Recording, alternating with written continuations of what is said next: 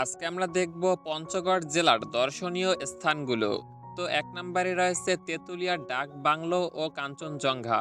তেঁতুলিয়া ডাক বাংলো থেকে মহানদা নদীর সৌন্দর্য উপভোগ করা যায়। আকাশ পরিষ্কার থাকলে শীতকালে এখান থেকে নেপালের হিমালয় পর্বতমালার বিখ্যাত শৃঙ্গ কাঞ্চনজঙ্ঘা দেখা যায়। দুই নম্বরে রয়েছে বাংলাবান্ধা জিরো পয়েন্ট। এটি বাংলাদেশের মানচিত্রের একেবারে উত্তর প্রান্তের স্থান। এখান থেকে ভারত ও বাংলাদেশের সীমানা দেখা যায়। কাছেই রয়েছে বাংলাবান্ধা স্থলবন্দর।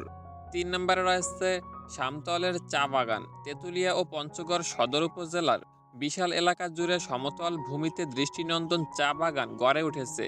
এখানকার চা বাগানগুলো অনেকটা দার্জিলিংয়ের মতো অনুভূতি দেয়। ৪ নম্বরে রয়েছে রকস মিউজিয়াম। পঞ্চগড় সরকারি মহিলা কলেজ চত্বরে অবস্থিত এটি বাংলাদেশের একমাত্র পাথরের জাদুঘর। এখানে প্রত্নতাত্ত্বিক ও ঐতিহাসিক গুরুত্বসম্পন্ন বিভিন্ন আকারের পাথর সংরক্ষিত আছে। ৫ নম্বরে রয়েছে মির্জাপুর শাহী মসজিদ।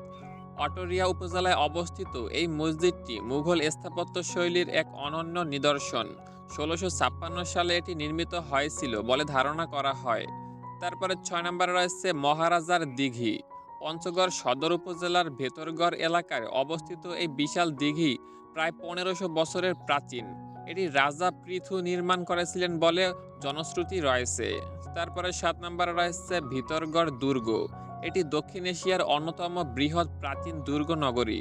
এখানে প্রাচীন সভ্যতার বিভিন্ন ধ্বংসাবশেষ এবং প্রত্নতাত্ত্বিক নিদর্শন পাওয়া গেছে।